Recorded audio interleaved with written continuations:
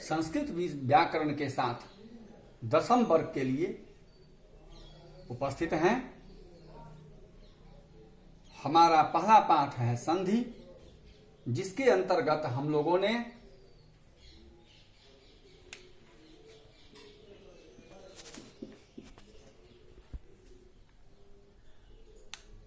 संधि का भेद देखा, स्वर संधि के भेदों को भी देखा और इससे पहले वर्ग में दीर्घ संधि की चर्चा की गई थी, जिसका सूत्र था अकः सवर्णे दीर्घः।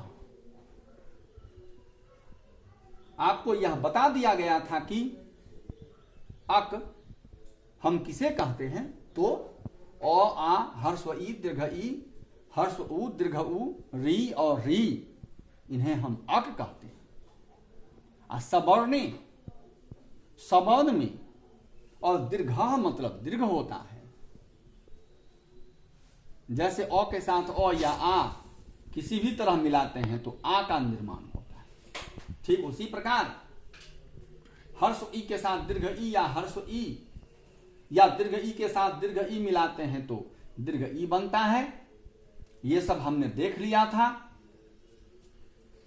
अब दूसरी संधि है स्वर संधि के अंतर्गत, जिसको हम कहते हैं यन संधि, और इसका सूत्र होता है इको यनचि।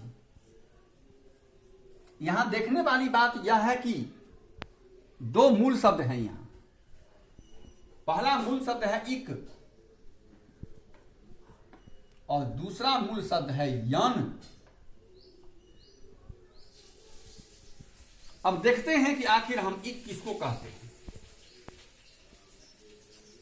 इक कहते हैं ई उ री लिरी। ई का मतलब हर्स्व ई और दीर्घ ई।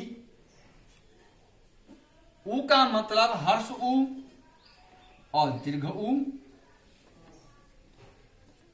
री का मतलब है री और री, इसके बाद री। तो इको यनचि। अब यन किसको कहते हैं? यन कहते हैं य, व, र और ल को। आप इसको फिर से समझ लीजिए। यन संधि का सूत्र है इको यनचि। इक और यन दो मूल शब्द हैं यहां, जिसमें इक का अर्थ है हर्स्व ई दीर्घ ई, हर्स्व उ दीर्घ उ, री री और लिरी, जबकि यन का अर्थ है य व र ल। तो स्वर संधि के जिस भेद के अंतर्गत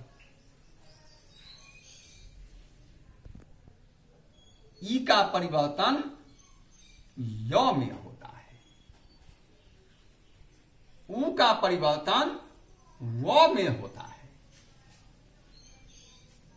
री का परिवर्तन र में होता है और लिरी का परिवर्तन ल में होता है। मतलब समझिए कि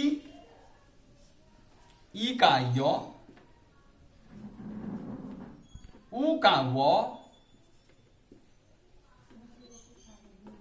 री का र एवं लिरी का ल। तो स्वर संधि के जिस भेद में ई का परिवर्तन य में होता है, उ का परिवर्तन व में होता है, री का परिवर्तन र में होता है और लिरी का परिवर्तन ल में होता है, उसे यन संधि कहते हैं। मतलब अब इसके बाद इससे यह स्पष्ट होता है कि यन संधि में प्रथम पद के अंत में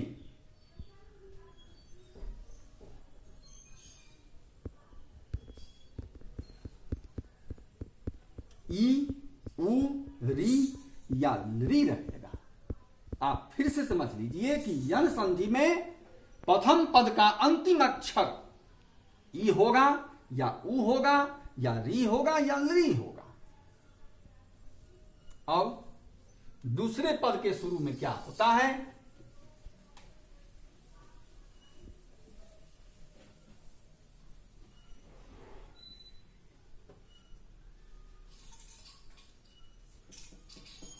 तो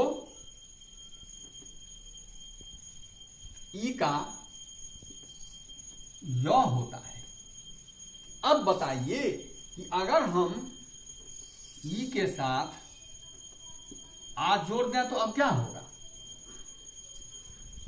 अगर हम ई के साथ आ जोड़ेंगे तो ई का य समझिए और इसमें आ को जोड़िए, ये बन जाएगा या।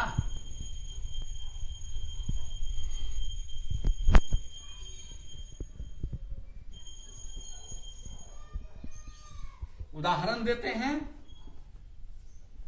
अपि जोड़ आयते। अब देखिए पहले पद के अंत में हर्ष ई है,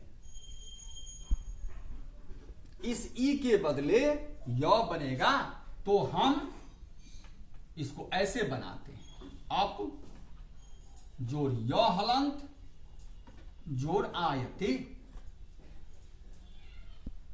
अब प के साथ इस य को जोड़ दीजिए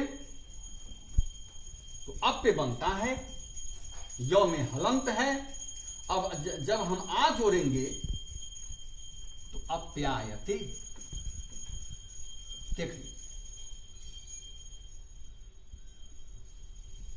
अब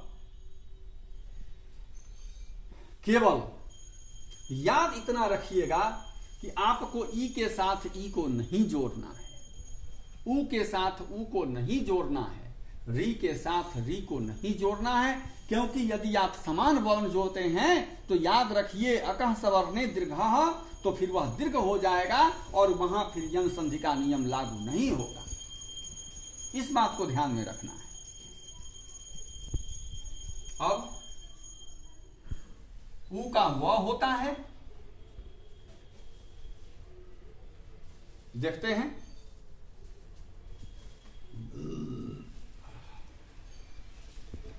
यदि हम उ के साथ अ जोड़ें तो क्या होगा? उ का व हलंत बना। देखिए उ का व हलंत बना और इसमें अ की मात्रा लगाते हैं तो पूरा व बन जाता है। देखिए उदाहरण, मधु जोड़ अस्ति। ध्यान दीजिए मधु का अंतिम अक्षर एक हर्षुकार है, अर्थात हर्ष उ यहां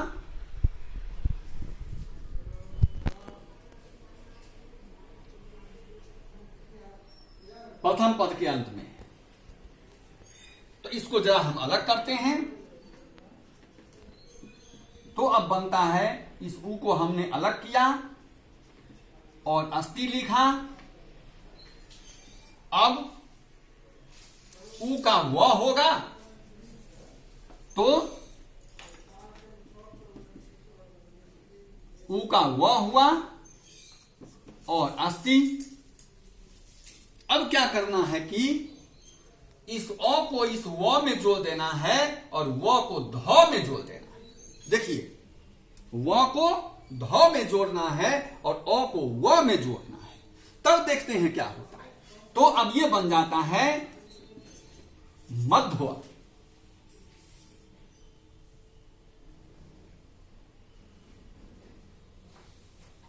मध्वस्ति। इसके स्थान पर अगर मधु जोड़ अरी रहेगा तो मध्वरी हो जाएगा। तो इस प्रकार यन संधि के अंतर्गत ई का परिवर्तन य में होता है, उ का परिवर्तन व में होता है।